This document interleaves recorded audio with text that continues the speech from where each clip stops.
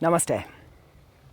My name is Noah Maze. Delighted to be here at Wanderlust Squaw Valley and delighted to be here with you for this mini workshop on Lotus, Padmasana.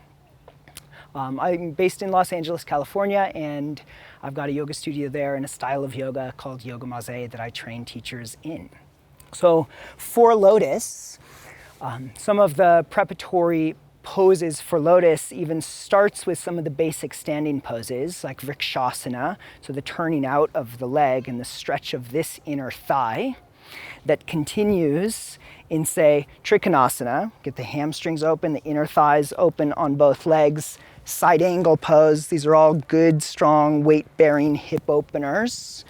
And continue in, stretch the outer hip and the outer thigh, pigeon, even double pigeon, like this.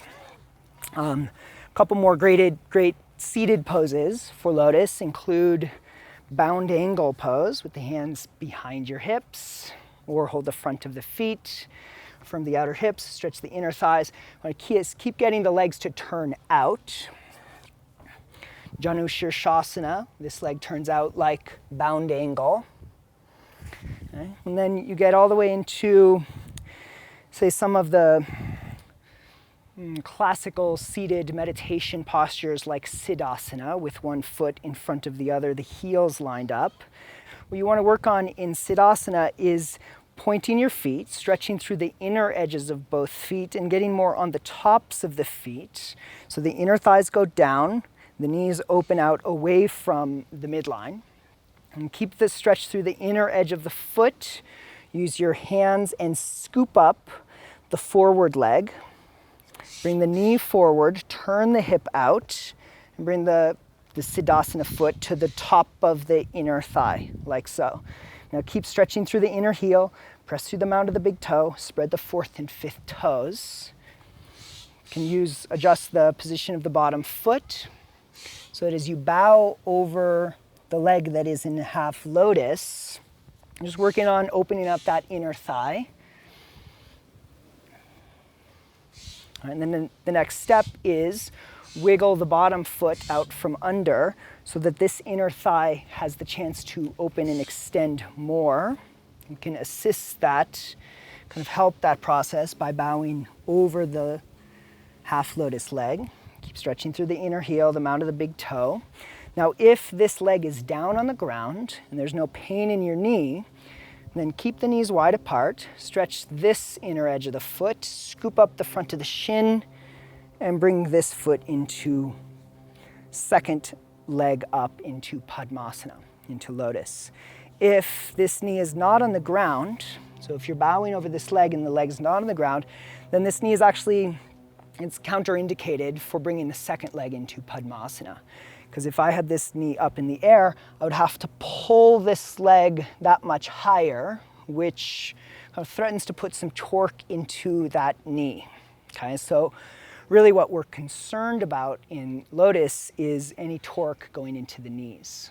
We want to learn to effectively open the hips, right? Stretch the legs out away from each other, turn the legs out, stretch the inner edge of the feet with the knees bent, but without excess torque in the knees. And one more way to work on this is actually lying on your back. So you can you can even go from, say, preparatory poses like at the figure 4 leg hip stretch. Point this foot, stretch the inner edge of the foot, and bring the foot lower, right, on the thigh. Then open the leg that's in lotus, turn it out, stretch the inner thigh. That seems reasonable. Keep your knees wide apart. Point this foot and bring this leg in as the second leg. Like that. So oftentimes, if people experience difficulty getting the legs into lotus in a seated position, you might find a little bit more success in a supine position. Okay. And in the beginning, in the kind of beginning phases of working on lotus, I recommend you keep your knees wider apart, which is going to put actually less of this foot on the inner thigh, but it's going to be an easier angle for me to bring the second leg in. right? That if the knees were closer together, now I've got to go further over the knee to bring the second leg in, which requires more hip opening. And if the hip gets stuck, the danger is, of course, the knees.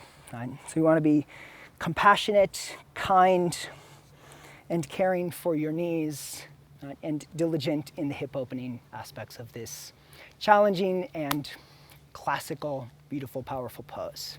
A modification, if you get as far as half lotus, but your knees tell you that this is far enough, one of the things that you can do is use a strap, a long enough yoga strap with a threadable buckle works the best.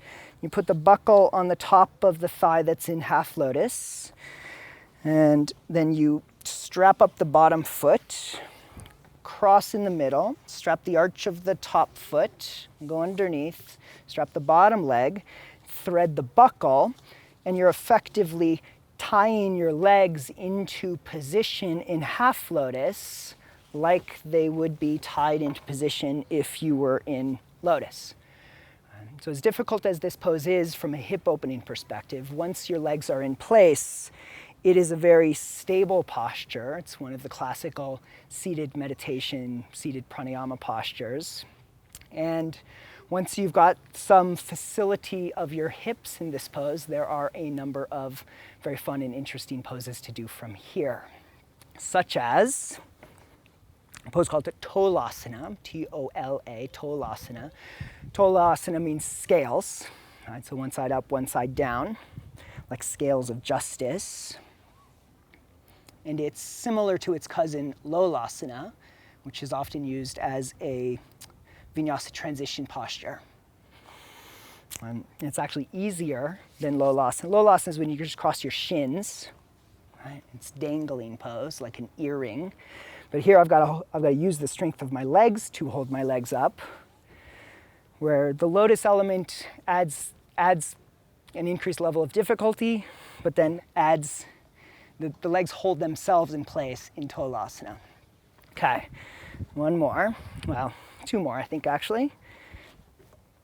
So if you're stable enough in lotus, you could do all of these with your legs strapped together, buckled together in half lotus. And then there's a pose where you slide up your arms. So you bring the knees to the wrists to the knees. You slide your legs up your arms. It's a good core strength pose.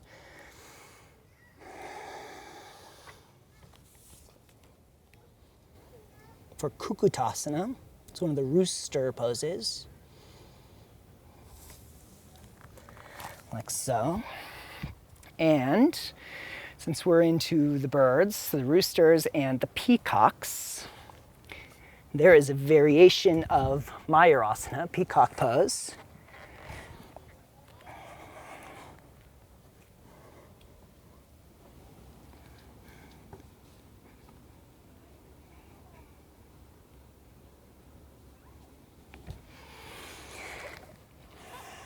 Which is significantly easier than when your legs are stretched back behind you.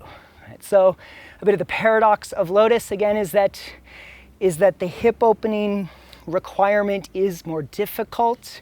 If you have that facility in your hips, there are actually a number of poses that get easier with your legs in lotus than with their kind of corresponding brothers and sister poses with your legs not in lotus.